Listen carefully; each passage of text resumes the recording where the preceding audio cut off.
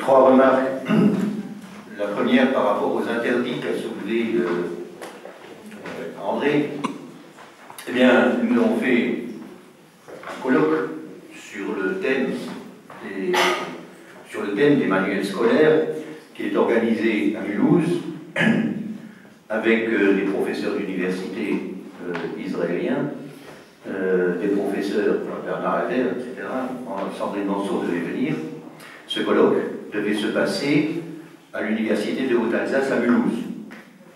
Il a été interdit.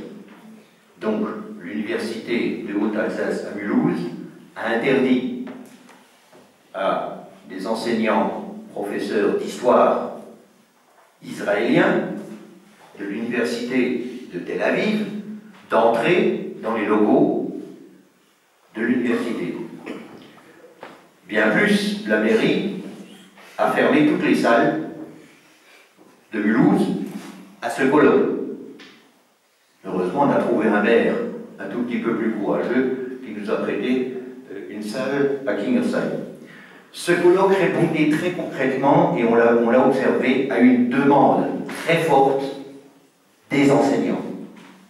Parce que les enseignants, qui étaient nombreux à cette réunion, se posent la question de dire comment parler au public que nous avons, enfin moi je ne suis pas enseignant, hein, mais je parle à leur place, comment parler au public auquel ils sont confrontés d'un problème qui est sensible et sur lequel les manuels scolaires souvent ne permettent pas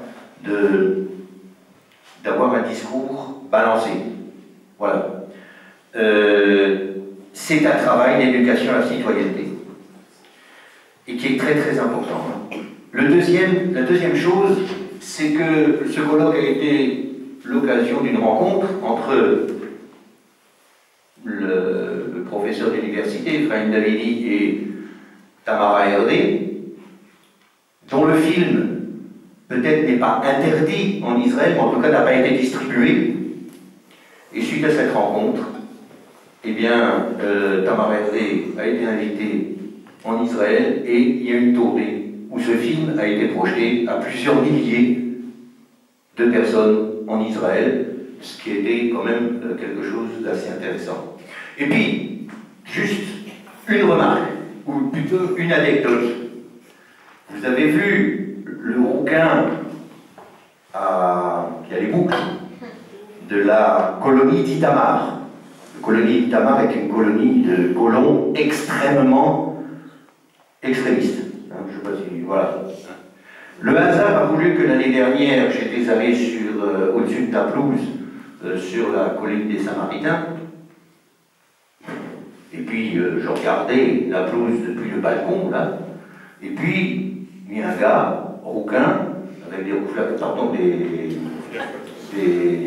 bouclettes, qui s'adresse à moi en français.